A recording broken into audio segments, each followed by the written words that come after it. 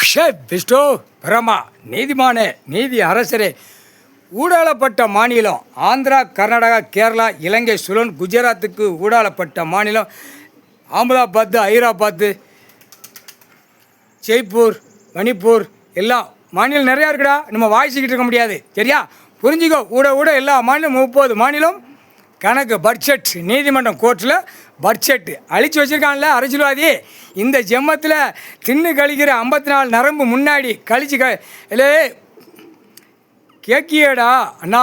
ஈஸ்வரனே, பரமேஸ்வரனே, நீதிமானே, இந்த மாநில பிறவி கணக்கு போட்டவொடனே கேட்கான். நம்ம குடிச்சு கழிக்கும் அதில் 2 நரம்பு தான் தெரியுது அப்படிங்க. எவ்வளோ மோசமானவே.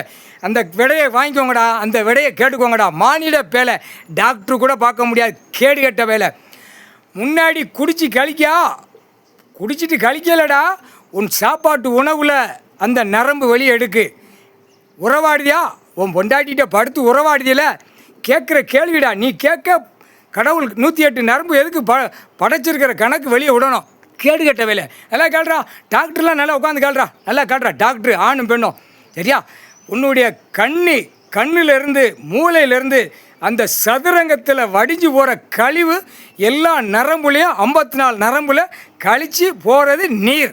நீ குடிச்சு கழிக்கிறடா. கேடு கட்ட வேலை. ஆணும் பெண்ணும், அறியட்ட முட்டா வேலை எல்லாத்துலேயும்டா. உன் ஈர கொலை, உன் இதயம் அத்தனையும் அசிங்கம் அகம்பாதம் பண்ணி வாயில் நாக்கில் ஏற்றி உள்ளே ஓட்டி நாக்கி அகம்பாதம். அந்த 108ல் 54 அந்த அகராய்த்தனம் பண்ணுது. உன் கொலை 2 கை காலு அந்த கொலை வேலை பண்ணுது, புரியுதா? 54 முடிஞ்சு வச்சா அடுத்து பின்னாடி கழிக்கடா. தின்னுட்டு ஒருத்தனை மோசம் பண்ணுது. அந்த 54 நரம்பு வந்து அந்த வேலை செய்ய விடுது. ஒன்று சுத்தமாக கொடுத்த நீதிமான் கடவுள் படைச்சதை 54 108 நரம்பை ஐயா கடவுள் படைச்சி விட்டார். நீ அசிங்கத்தனம் பண்ணி வச்சுருக்க அந்த நரம்பை 108 நரம்பை கேடு கட்ட கண்டார வலிமனை கேட்டுக்கோங்கடா. பின்னாடி கழிக்கையில் எப்படி ஒருத்தனை மோசம் பண்ணணும், ஒருத்தனை ஆட்டணும், ஒருத்தனை போய் கொலையாக இருக்கணும். பூரா 2ஆம் நம்பரை திரிக்கலடா. அதில் கழிஞ்சு போகிறது தான் கடைசி.